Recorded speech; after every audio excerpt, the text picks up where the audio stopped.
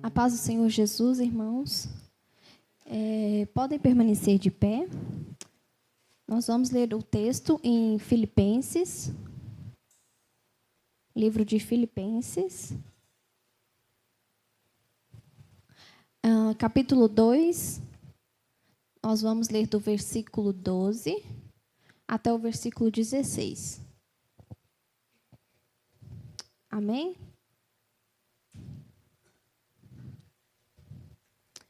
Assim, pois, amados meus, como sempre obedecestes, não só a minha presença, porém muito mais agora, na minha ausência, desenvolvei a vossa salvação com temor e tremor, pois é Deus quem efetua em vós tanto querer como realizar, segundo a obra da sua vontade. Fazei tudo sem murmurações nem contendas, para que vos torneis irrepreensíveis e sinceros, filhos de Deus, inculpáveis no meio de uma geração pervertida e corrompida, na qual resplandeceis como luzeiros no mundo, preservando a palavra da vida, para que, no dia de Cristo, eu me glorie de que não corri em vão, nem me esforcei inutilmente. Amém, irmãos? Hoje, como é uma escola bíblica, né? Deus trouxe ao meu coração para trazer uma mensagem sobre o desenvolvimento da nossa salvação. Inicialmente, eu estava preparando outro tema e, em oração, Deus falou comigo, para mim mesmo, nessa mensagem. E aí eu pensei, é essa mensagem que o Senhor deseja trazer para a igreja, porque se trata primeiro a nós, com certeza a igreja também será tratada. E nesse texto é a carta de Paulo à igreja de Filipos. No capítulo anterior, no capítulo 2, Paulo começa trazendo uma exortação, né, chamando a atenção da igreja de Filipos. Então, ele traz esse alerta para a igreja, né? Então, ele traz primeiro chamando a atenção para a igreja à obediência. Então, no versículo 12, ele traz: amados meus, como sempre obedecestes, não só na minha presença. Então, nós vemos que os cristãos de Filipos estavam muito ainda presos à imagem de Paulo na igreja. Então, eles não estavam mais obedecendo a palavra, porque leiam aqui no capítulo 2, versículo 3. Nada façais por partidarismo ou vanglória, mas por humildade, considerando cada um os outros superiores a si mesmo. Então, dava-se a entender que aqueles crentes estavam fazendo obra na igreja, muitas vezes para participar de um certo grupinho, ou até mesmo, o que é vanglória, né? Para promoção pessoal, né? Para se sentirem bem, para se aparecerem, né? E por que essa mensagem é importante para nós hoje? Porque, assim como a igreja de Filipos passou por isso, nós também podemos passar pela mesma dificuldade em nossa igreja, né? E o que era movido essa atitude deles? Era movida pelo egoísmo. Muitas vezes o egoísmo dentro da igreja ele pode causar divisões, né? E esse egoísmo, essa atitude mesquinha, né? Ele traz divisões dentro de uma igreja. E Paulo alerta no mesmo capítulo, no versículo 5, para que eles tende em vós o mesmo sentimento que houve também em Cristo Jesus. Então Paulo começa aqui tratando a igreja e trazendo ela para obediência. E a obediência também requer que a gente tenha a humildade que Cristo teve. E olha o exemplo de Cristo para nós. Pois ele, subsistindo em forma de Deus, não julgou como usurpação ser igual a Deus. Antes, a si mesmo se esvaziou, assumindo a forma de servo. Então, ele traz que a igreja, aqueles que trabalham na igreja, precisam assumir a forma de servo, de servir, de estarem ali em prol de ajudar o outro. Por isso que Paulo fala aqui, considere cada um superior a si mesmo. O servo quando serve ao seu Senhor, ele considera que aquele Senhor é superior a si mesmo. E Cristo é o maior estímulo que nós temos para a obediência. E o ensinamento que ele traz nessa carta ainda se aplica aos dias de hoje. E outro ponto importante que Paulo continua falando, no versículo 12, porém, muito mais agora, na minha ausência, desenvolvei a vossa salvação. Então, o que é na minha ausência? Porque aquela igreja muitas vezes estava ligada muito ao apóstolo Paulo. E quando Paulo escreve essa carta, ele estava preso em Roma, né? Eu não sei se os irmãos sabem, né? Paulo, várias cartas que ele escreveu para as igrejas, ele estava preso. E quando ele escreveu a carta aos irmãos de Filipos, nesse momento ele estava preso e aquela igreja estava alguns irmãos estavam meio que se desalinhando da palavra pela ausência de Paulo. E muitas vezes eles estavam se tornando dependentes da presença física dele para seguirem um compromisso com Deus. E o que nós trazemos isso para os dias atuais, né? Muitas vezes nós dependemos do nosso pastor mandar uma mensagem para nós vir para o culto. Muitas vezes nós dependemos do irmão chamar a gente para fazer algo, porque senão a gente não faz. Muitas vezes nós dependemos até da nossa esposa ou do nosso marido para fazer algo para Deus, porque por conta própria nós não conseguimos fazer. Então, esse é o alerta que Paulo traz para essa igreja e também para os dias atuais, de que o nosso compromisso, primeiro, ele precisa ser com Deus, e não com outro, ou com um grupo aqui, outro ali. Porque quando essa igreja não está firmada em Deus, quando ela está firmada no homem, e aquela pessoa te decepciona, você não vai permanecer na presença de Deus. Por isso, coloque as suas expectativas, coloque o seu coração em Cristo, porque Ele é infalível. Nós todos vamos falhar, porque nós somos humanos. Não coloque o seu coração, a sua dependência nas pessoas. Nós precisamos sim uns dos outros, mas a nossa expectativa, o nosso amor, a nossa devoção, o nosso compromisso precisa ser em Jesus. Eu me converti em 2012, eu era jovem, e eu era de uma igreja, irmãos, muito grande, que tinha bastante jovens, e aconteceu algo nessa igreja, né, com a liderança, e isso abala muito, né, a nossa fé. E para a glória de Deus, a minha fé não estava firmada naqueles líderes, porque se estivesse firmada nos líderes, eu não estaria mais aqui hoje, irmãos.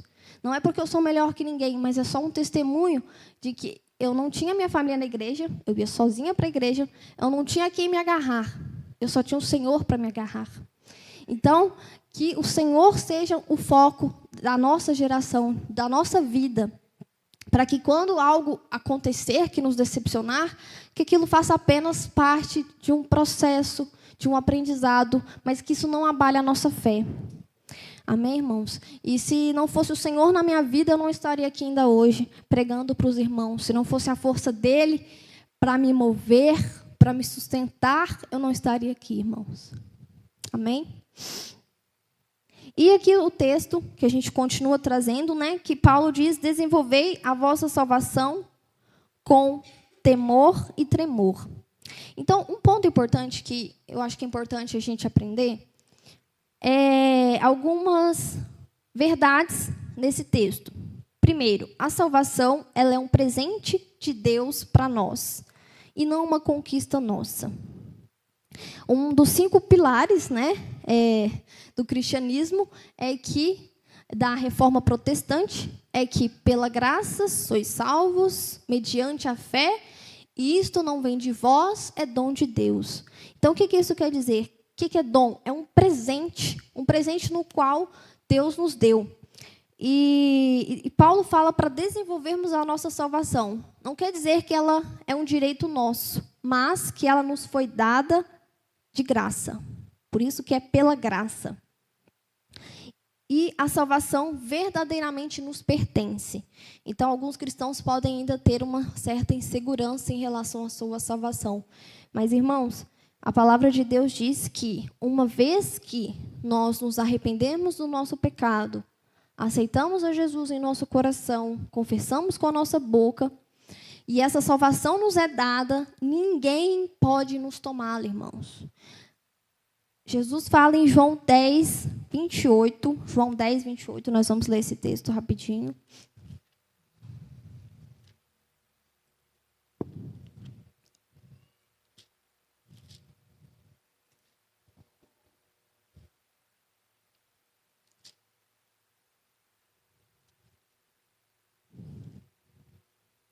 Amém?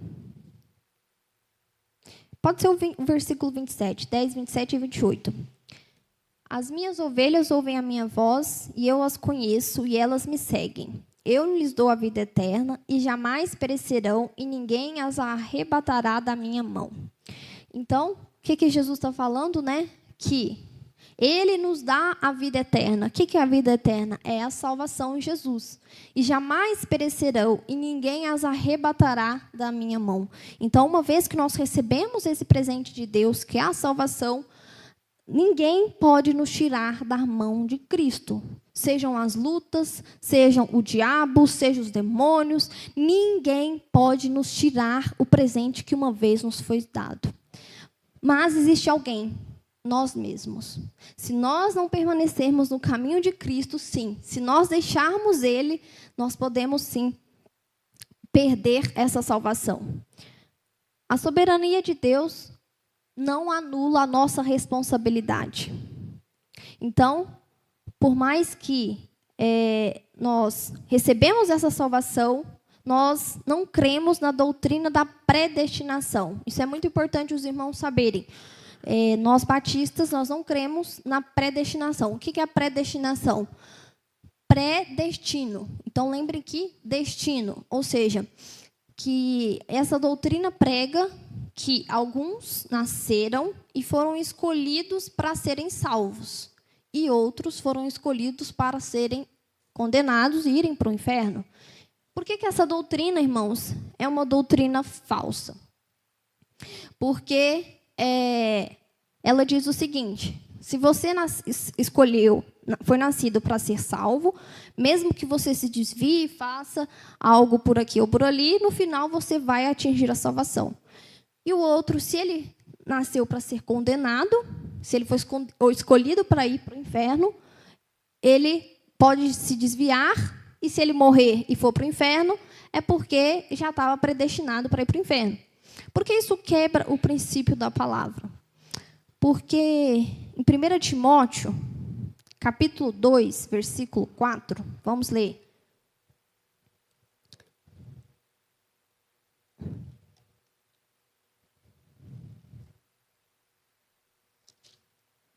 Essa doutrina, irmãos, é muito importante a gente ter isso bem enraizado nos nossos corações, porque, infelizmente, ainda é uma dúvida dentro das igrejas de que você foi escolhido, você tem uma promessa, e acha que está tudo bem, que você pode viver a sua vida do jeito que você quiser, pecando, errando, e que no final você vai se arrepender e vai subir para o céu.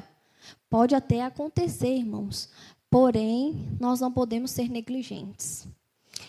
E aqui no capítulo 1 Timóteo 2, 4 diz: o qual deseja que todos os homens sejam salvos e cheguem ao pleno conhecimento da verdade. Está falando, né, que Deus deseja que todos os homens sejam salvos e cheguem ao pleno conhecimento da verdade. E também tem João 3,16, né? Porque Deus amou o mundo de tal maneira. O mundo, não foi alguns, não foi os escolhidos. Não existe essa questão de 144 mil apenas que vão para o céu, que também é uma doutrina falsa. Então, eu entendo que a escola bíblica é importante para isso, né? Para a gente trazer as falsas doutrinas e que os irmãos estejam bem orientados, né?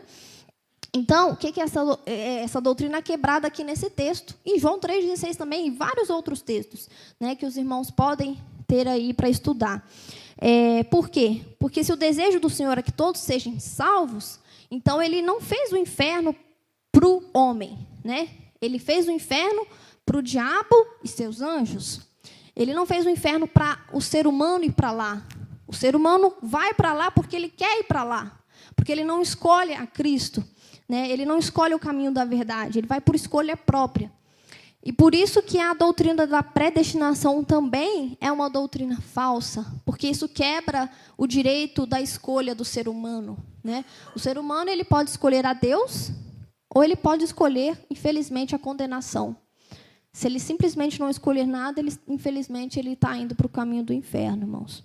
E essa é uma doutrina importante, que Deus é amor, que o desejo dele é que todos sejam salvos, né? E essa salvação, ela não é resultado, para nós, do esforço humano, né? Não é resultado das nossas obras. Por isso que Paulo fala, desenvolvei a vossa salvação. Ele não fala, trabalhai a vossa salvação, porque nós não precisamos trabalhar por ela. Por quê? Porque Cristo já fez isso por nós na cruz. Uma vez que ele morreu na cruz, se sacrificou em nosso lugar, pagou os nossos pecados, ele pagou esse preço pela nossa salvação. Nós não temos mais que pagar um preço.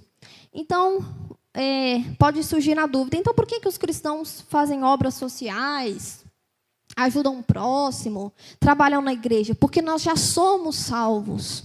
Nós não trabalhamos para ser salvos, nós trabalhamos porque já somos salvos e somos gratos àquilo que Jesus fez por nós.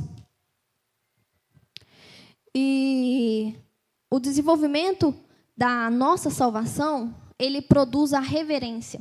Porque Paulo continua dizendo no texto, desenvolvei a vossa salvação com temor e tremor. O temor aqui, irmãos, não é um temor de ter medo de Deus, como se Deus fosse um juiz mau, que está ali só esperando para nos punir quando a gente fizer algo de errado. Não, o caráter de Deus não é esse. O caráter de Deus é que ele é santo, ele é misericordioso, ele é um Deus de amor. E o nosso grande temor no nosso coração deve ser de ofendê-lo, de pecar contra ele, depois ele ter feito tudo, de ter dado o seu filho na cruz por nós. Nosso sentimento deve ser de como quem ama a Deus e que não quer decepcioná-lo, que não quer ferir o coração dele. E agora a gente continua lendo o versículo 13. Porque é Deus quem efetua em vós tanto o querer como o realizar. Então, a continuação do processo da salvação também é obra de Deus em nós. Sem a sua ajuda, nós não podemos fazer o bem, e o pecado não pode ser vencido. Somente por meio da ação de Deus em nós é que podemos superar o mal e praticar o bem. Então, por que o texto aqui fala, é Deus que efetua em vós tanto o querer quanto o realizar? Então, uma vez que nós somos salvos, nós aceitamos a Jesus. E alguns pecados maiores a gente deixa quando a gente se converte. Se a pessoa era viciada em cigarro, provavelmente ela vai deixar o cigarro. Mas ainda existem coisas dentro de nós que precisam ser refinadas, que precisam ser trabalhadas. E às vezes vão vir outras tentações em nossas vidas, porque o cristão ele não está isento do mundo. E o mal, o diabo sempre vai continuar colocando tentações para nos fazer cair. E como nós vamos vencer o mal? Como nós vamos ser cristãos que realmente revelam a Cristo em nossa vida? Através do próprio Deus, através da busca a esse próprio Deus. E somente por meio da ação de Deus em nós é que podemos superar esse mal que existe em nós, porque a nossa natureza humana, irmãos, ela é uma natureza caída. O que é uma natureza caída? Ela é inclinada para fazer o mal. Então, hoje eu tenho uma bebezinha de 1 ano, vou exemplificar para vocês. Se a gente não educá-la, se a gente deixar ela fazer o que ela quiser, ela vira um monstrinho, irmãos. Vai chegar com 4 anos, 3 anos, ninguém vai suportar a criança. Não porque ela seja ruim, mas é porque, uma vez que Adão e Eva pecaram no jardim do Éden, houve uma queda. E toda a nossa geração foi corrompida por esse pecado. Então, nós já nascemos com a inclinação para o mal, com a natureza humana caída, com a carne, né, que nos faz ser egoístas, que nos faz, muitas vezes, pecar, por causa dessa natureza. Então, a criança, ela já nasce com a natureza humana de ser egoísta, de querer tudo para ela. Por quê? Por causa dessa inclinação. Só que a diferença é que a criança ela ainda não tem consciência desse erro, e nós temos. Então, por isso que, se eles morrerem, eles vão para o céu, porque eles ainda não têm como discernir entre o bem e o mal. Mas a natureza humana ainda é caída. E nós, com essa natureza humana caída, assim como os cristãos de Filipos, se nós não vigiarmos e não buscarmos ao Senhor, aquela velha pessoa que, antes de se converter, ela vai sempre tentar voltar. Os antigos hábitos, muitas vezes, podem querer vir. Então, pense que Paulo está mandando uma carta, não é para o mundo, ele está mandando uma carta para a igreja. Dentro da igreja tinha partidarismo, vanglória, rivalidade, provavelmente. Por quê? Porque aquela igreja estava deixando a sua carne, a sua natureza humana, tomar conta. E como nós vamos vencer? Né? Esse processo, né, de desenvolver a nossa salvação é um processo de santificação. E quem faz isso em nós é o Espírito Santo. É o próprio Deus que faz isso em nós. Precisamos, então, estar com o coração aberto, com os ouvidos atentos. E, primeiro, a gente tem que querer. Né? O Senhor não vai agir em nós se nós não quisermos que Ele trabalhe em nós. Então, como eu vou fazer isso? Se eu estou enfrentando uma tentação em uma certa área, ore ao Senhor, fale, Senhor, me ajude a vencer esse pecado na minha vida, me ajude a não me estressar tanto com os meus filhos, porque muitas vezes a gente se sente mal depois de errar. A gente se sente mal quando está no trânsito e xinga o fulano, e a gente lembra, nossa, mas eu sou cristão. Porque nós somos humanos. Mas muitas vezes a gente está tentando fazer as coisas na força do nosso braço, sabe? A gente está tentando vencer o pecado e ser bons e perfeitos pela nossa própria força. E a gente vai falhar todas as vezes. Eu lembro que a Cidileia falou uma coisa para mim no carro um dia, eu nunca esqueço essa frase dela, né? Ela falou assim, o que tem de bom em mim é o Espírito Santo que está gerando. E o que tem de ruim é porque ainda é coisa minha que está aqui. Então, é isso, irmãos. O que tem de bom em nós, o que tem de frutos bons, é o Espírito Santo que está gerando em nós. E o que tem ruim ainda é porque ainda é a nossa carne, ainda é a nossa vontade humana que está prevalecendo, assim como prevalecia aqui nessa igreja. E nós precisamos vencer isso. Porque Deus é quem efetua em vós tanto querer como realizar. Então, quanto mais nós buscamos ao Senhor, mais nós vamos querer a sua presença. Se hoje a gente não tem vontade de buscá-lo, é porque nós não estamos querendo a Ele. Se coloque na presença de Deus. Se você não tem o que falar na oração, sente e fale, Senhor, eu estou aqui. Eu não sei o que eu vou falar, eu não sei o que eu penso para te pedir, mas eu estou aqui. E esteja disponível a Ele. Esteja na presença dEle para Ele trabalhar no seu coração. O Senhor só age mediante a nossa vontade. O Senhor, Ele é educado, Ele não vai sair arrombando a porta, Ele bate nela. E a decisão de abrir para Ele entrar é nossa. É a nossa decisão de falar, Senhor, trabalhe no meu coração. Arranque tudo aquilo que não te pertence e coloque em mim a tua presença. E essa santificação, ela não termina, irmãos. Ela vai terminar lá no céu, quando nós estivermos com o Senhor. E apenas essa igreja santa, essa igreja pura é que vai subir. A igreja cheia de carrapichos, que não quer mudar, que quer ficar suja, infelizmente ela vai ficar para o arrebatamento até ela ficar boa. Ou, quem sabe, se perder do aprisco, que é o que a gente não quer, irmãos. Jesus não quer que nenhuma ovelha sua se perca. E vamos ler também o texto de João, capítulo 15, versículo 4, sobre estarmos ligados em Cristo.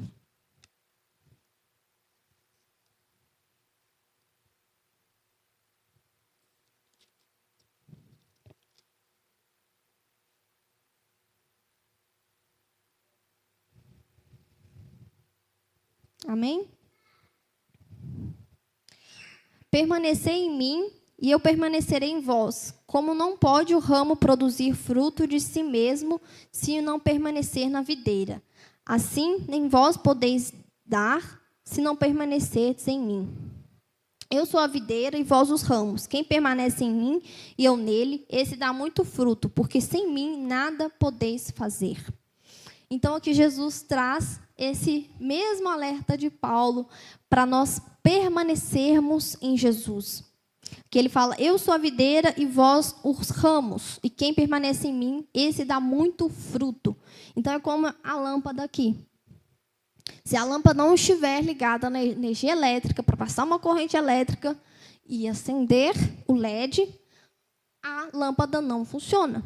Então, nós cristãos devemos ser da mesma forma. Se nós não estivermos ligados na fonte da vida, que é Jesus, se nós não tivermos um relacionamento com Ele diário, de oração, de leitura da palavra, de jejuns, nós não vamos produzir frutos. E quando o ramo, irmãos, quem tem fazenda, entende de plantas, até quem tem plantas em casa entende muito bem isso. Se você tira um pequeno raminho ali da planta ou da árvore, ela vai ficar viva por algum tempo, talvez por horas, mas ela vai morrer. Da mesma forma somos nós. Se nós não estivermos ligados a Cristo, nós nos afastarmos dele, porque ele não se afasta de nós. Lembrem do texto aqui que Jesus fala que ninguém pode nos arrancar da mão dele, mas nós podemos sair do aprisco. E uma vez que nós saímos desse aprisco, uma vez que nós deixamos a videira, tudo parece bem por um instante. É como aquele galho que caiu da árvore. Parece assim, está tudo bem, não aconteceu nada. Mas depois vem a morte. Por quê? Porque aquilo que dava vida, que era a videira, que era a raiz, aquilo que onde fluía a vida, já não faz parte mais dele. Irmãos, estejam atentos a isso. Muitas vezes, o inimigo trabalha na nossa vida roubando o nosso tempo, roubando a nossa atenção, para que cada vez menos a gente tenha tempo para o Senhor. E quando você vê, você não quer ir mais para o culto, você não quer orar mais, você não quer ler a palavra, você vai perdendo o interesse e vai esfriando. E quando você vê, você já está longe do Senhor. E é uma vez que esse ramo, né, ele se desliga da videira, ele morre, irmãos. E morre como? Espiritualmente. Porque muitas vezes a nossa vida ela vai seguir, a gente nem vai ver talvez tanta diferença, mas por dentro algo em nós morreu. A presença do Senhor em nós morreu. A presença do Espírito Santo, que era o que nos dava vida, o que nos dava luz, o que nos dava força para vencer, já foi embora. Era como Sansão, né, que uma vez caiu com Dalila, e a sua força, que era o Espírito Santo que habitava nele, foi-se embora. E voltando ao texto, então, de Filipenses, no versículo 14, Paulo adverte como essa salvação ela vai ser demonstrada, então, pelo cristão.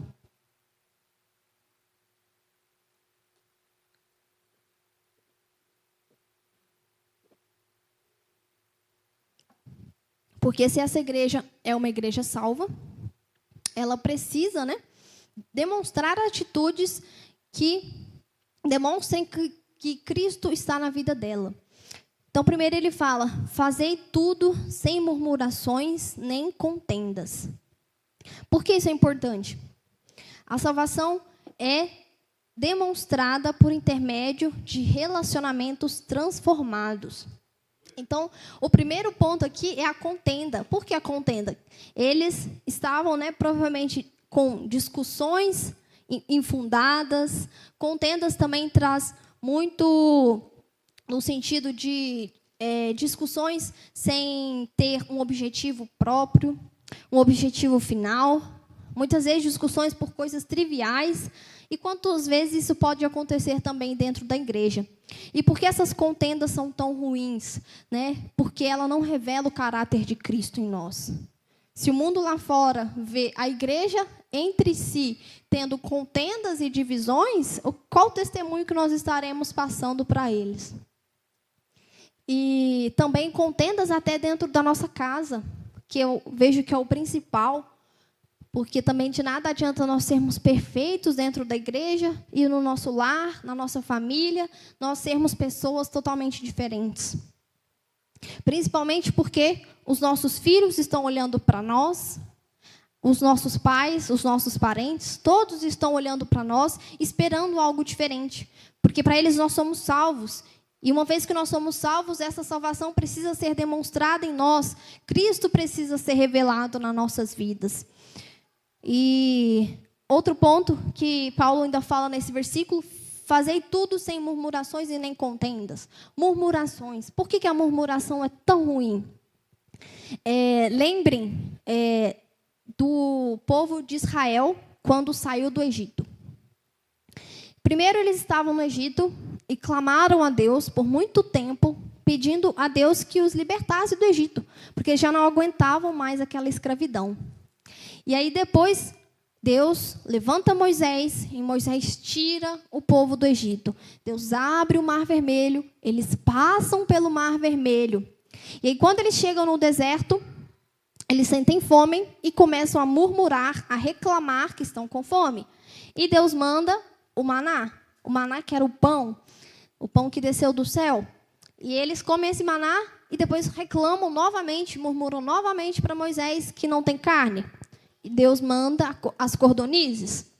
Depois, novamente, eles reclamam para Moisés que não tem água. Então, vejam que aquela geração estava sempre o quê? Insatisfeita. E muitas vezes nós somos da mesma forma. Muitas vezes nós reclamamos de uma situação com Deus, pedimos a Deus para fazer algo para nós, e Deus faz, Deus nos abençoa. E depois passa um tempo, nós já temos novamente coisas que nós não gostamos e reclamamos de novo e murmuramos de novo. E Deus nos abençoa novamente. Porém, qual que é o grande problema da murmuração? A murmuração revela um coração ingrato a Deus. Pensem naquela geração de Moisés, que Deus fez maravilhas no meio deles e eles ainda reclamavam.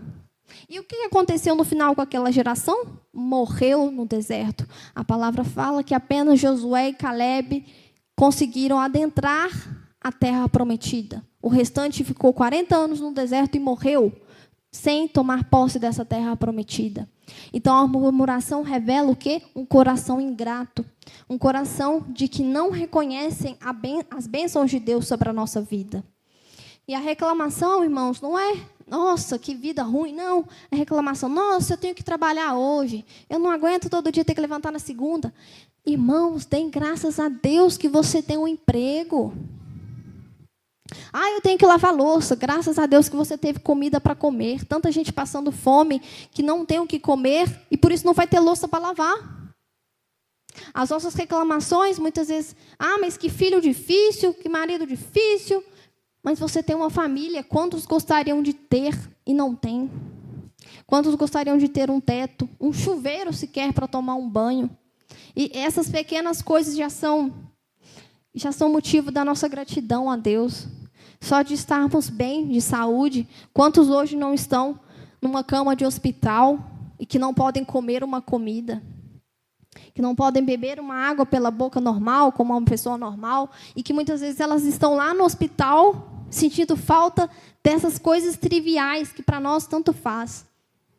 E por isso que Paulo nos alerta tanto acerca desse pecado da murmuração, porque, de certa forma, ela é uma rebeldia contra Deus. E depois, Paulo continua falando no versículo 15, para que vos torneis irrepreensíveis e sinceros. Irrepreensíveis. O que é irrepreensível, né? É aquele que não tem aquilo pelo qual ser repreendido. Então, irrepreensíveis é importante porque é uma geração que é pura, que é sem mescla. Principalmente o termo aqui, sincero. A sinceridade, ela traz muito do grego, né, da pureza, que é aquele que não é adulterado. Assim como o ouro, né, que era refinado e que todas as impurezas dele eram tiradas para se ter um ouro puro. Os vasos também, né, que o barro era ali todo lapidado para tirar as pedrinhas, as impurezas e fazer um vaso perfeito. Nós também devemos ser esse vaso perfeito, né, sem impurezas. O que é sem impurezas? Sem pecados intencionais na nossa vida. Porque existe a diferença do pecado intencional e o não intencional. O intencional é aquele que a gente faz sabendo que está errado, irmãos. Aquela mentirinha que a gente fala para o fulano para não desagradar. Muitas vezes o irrepreensível também é a honestidade, que faz tanta falta hoje. Porque Paulo, no mesmo texto, fala, filhos de Deus, sinceros, inculpáveis no meio de uma geração pervertida e corrupta. Por que pervertida e corrupta? Ou seja, já tinha corrupção lá há 2000 anos atrás, na época de Paulo, e ela ainda existe hoje. E muitas vezes essa corrupção está adentrando a igreja, de várias formas. A gente pode trazer o feminismo. Por que o feminismo? O feminismo, muitas vezes, ele prega que a mulher é empoderada, que a mulher não precisa da família, que a mulher não precisa do homem, que ela não precisa... Os filhos são um estorvo na vida dela, para a carreira profissional dela. O feminismo traz, que o homem tanto faz para a mulher. E ele também tira, muitas vezes, o feminismo, irmãs, a paternidade de Deus. Por quê? Porque o feminismo traz como se o patriarcado fosse ruim. O patriarcado é péssimo, então, para elas é péssimo. Então, tira-se muito a figura de Deus. Por que eu tenho que depender de alguém? Se eu não tenho que depender do meu marido, também não tenho que depender de Deus. Então, essa também é uma corrupção que pode estar no nosso meio. A corrupção também na honestidade nossa lá fora, nos nossos negócios, nas formas como a gente faz as coisas. Muitas vezes, nas coisas simples mesmo, você está fazendo um trabalho ali para um cliente e faz um faturamento acima do que era honesto, do que era justo. Muitas vezes você está fazendo um serviço e sabe que você já vai ter seu lucro, mas você usa um material ruim, de má qualidade, para ter mais dinheiro e mais lucro. E muitas vezes não está pensando no outro, não está pensando no próximo, que vai ser prejudicado. Não está pensando que Jesus está olhando as nossas atitudes. E essa igreja irrepreensível é uma igreja que o mundo olha para ela e vê que não há mácula, que não há nada que ela possa ser julgada. E essa igreja que Paulo nos alerta a ser, uma igreja no qual os outros vão ver a diferença.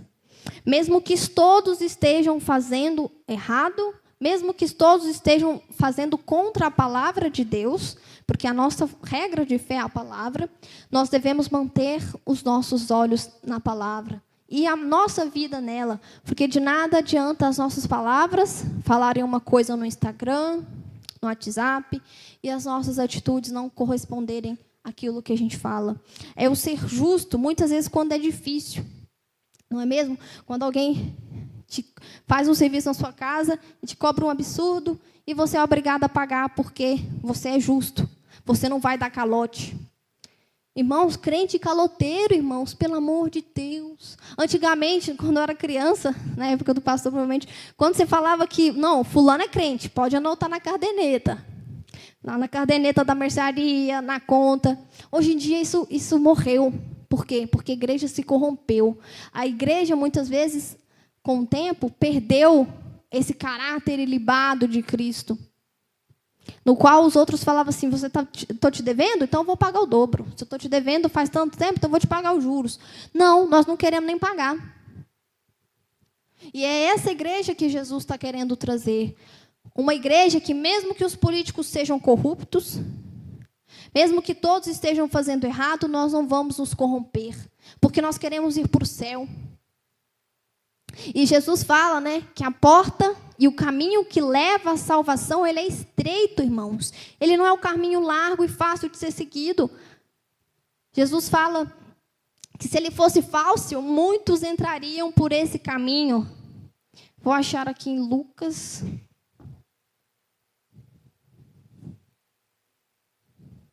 Lucas capítulo 15, irmãos, que fala sobre a porta estreita.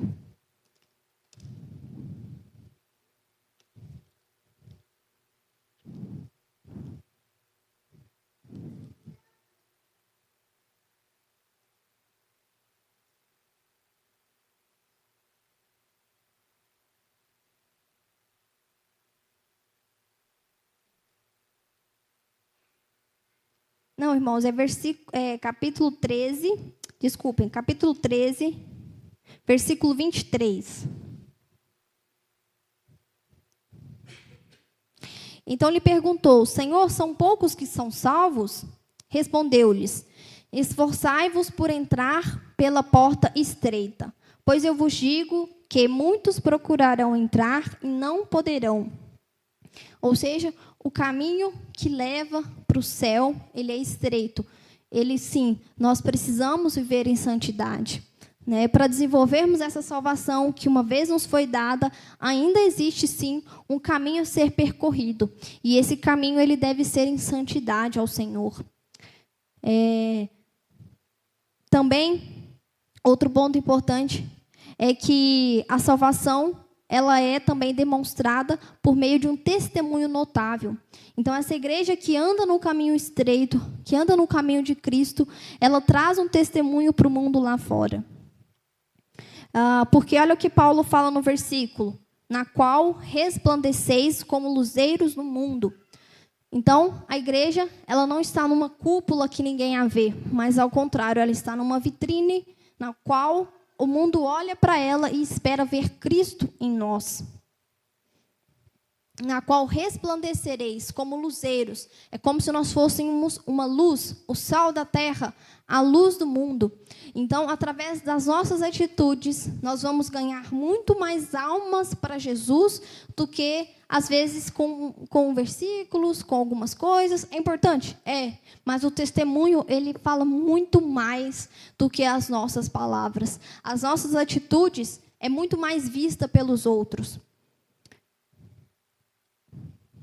E depois, Paulo continua falando aqui, entretanto, preservando a palavra da vida, para que no dia de Cristo eu me glorie de que não corri em vão, nem me esforcei inutilmente.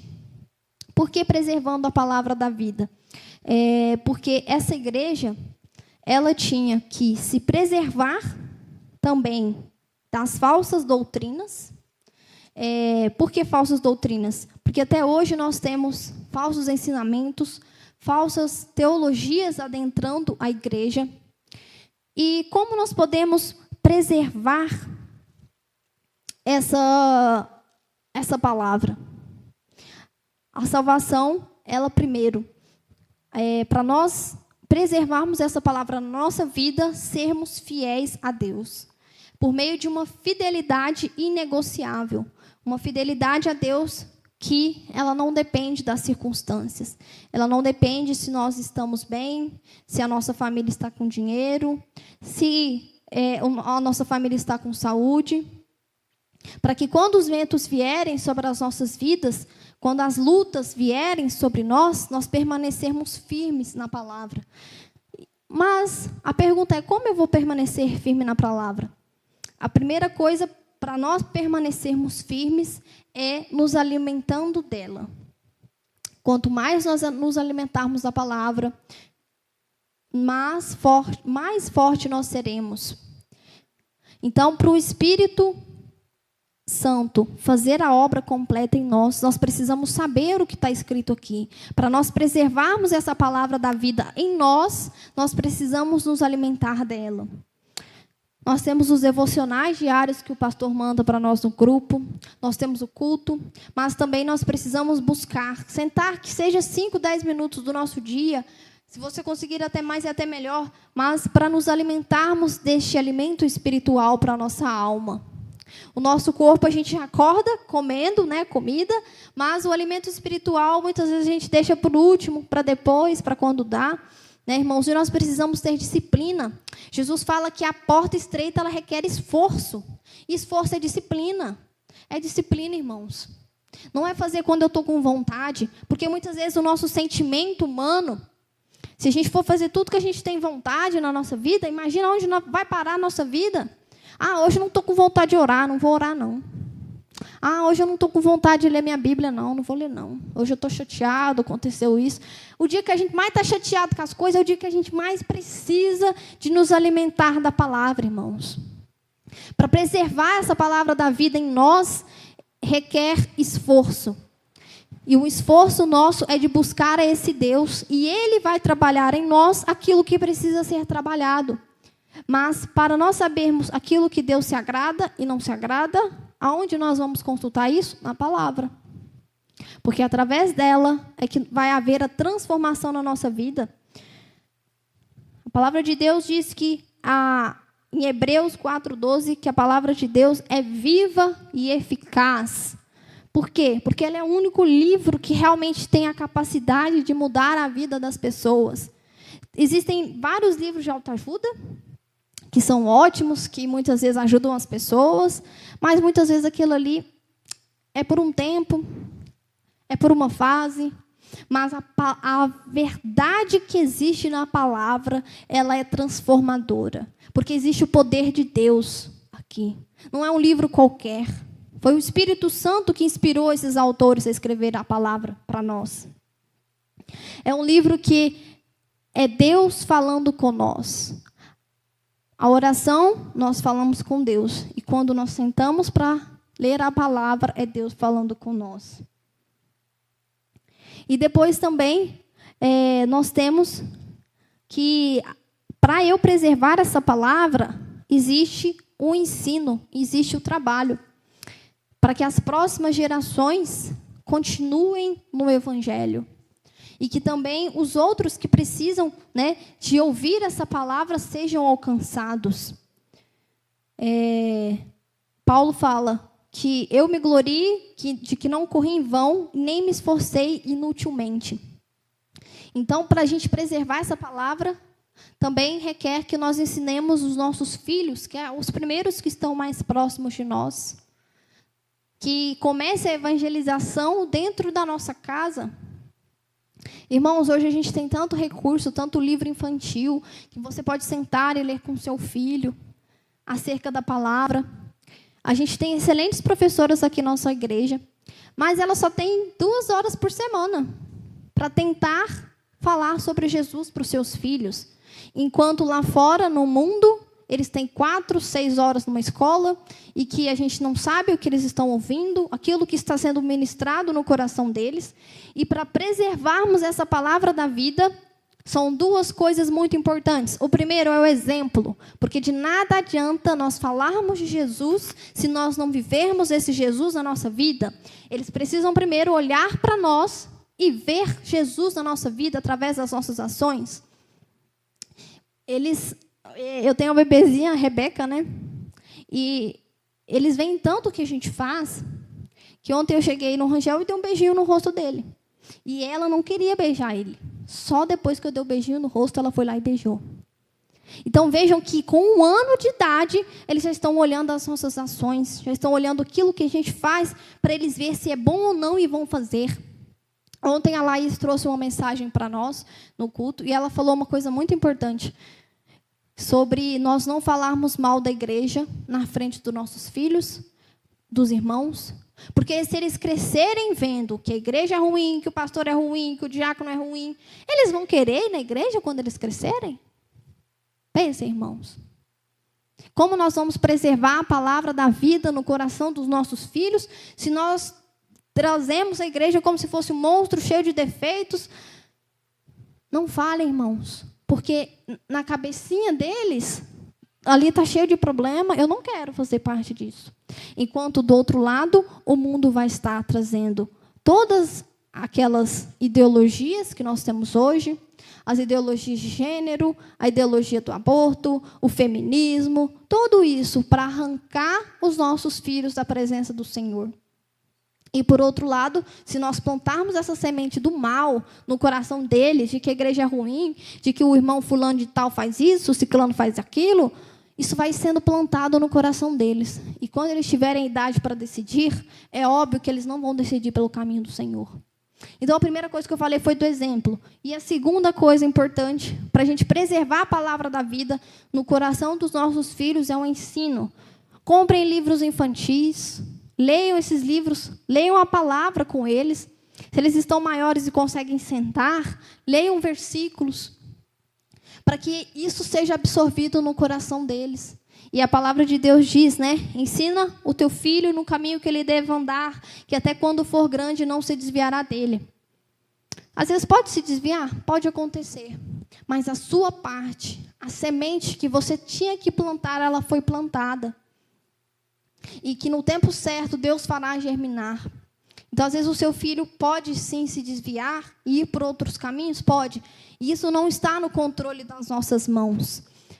Mas aquilo que é a nossa parte, que é começar preservando a palavra da vida dentro da nossa casa, precisa ser feito. Porque hoje, o nosso bem mais precioso, o tesouro mais precioso que Deus nos deu para cuidar na terra é os nossos filhos. Como a Laís falou ontem, são as flechas, são as nossas flechas. Se nós não estamos ganhando almas para o Senhor, o mínimo que nós podemos fazer é que os nossos filhos sejam as flechas que nós vamos atirar, irmãos. Que eles cresçam no caminho do Senhor, que eles sejam realmente crianças que vão fazer a diferença nessa geração, jovens, adolescentes que vão fazer a diferença. E a preservação da palavra da vida é também uma igreja que trabalha enquanto ainda há tempo. É uma igreja que ainda apresenta a Jesus aqueles que ainda precisam ser salvos. Porque a salvação é um presente que nos foi dado, mas ela também precisa alcançar aqueles que ainda não conhecem a Jesus, para que eles tenham a oportunidade de escolher esse presente. Amém, irmãos? Então, para concluir, né, a nossa salvação, ela é recebida. Então, é um presente que Deus nos dá.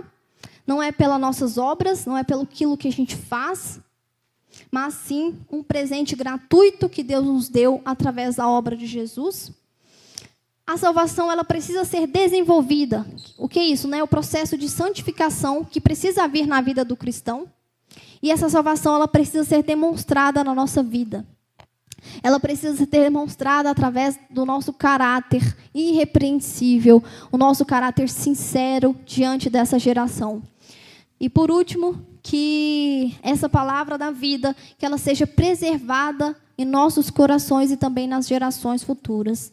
Amém, irmãos? E que a mensagem de hoje, né, que você cuide desse maior presente que Deus te deu, que é a sua salvação, que é o direito de poder ir morar no céu com o Senhor.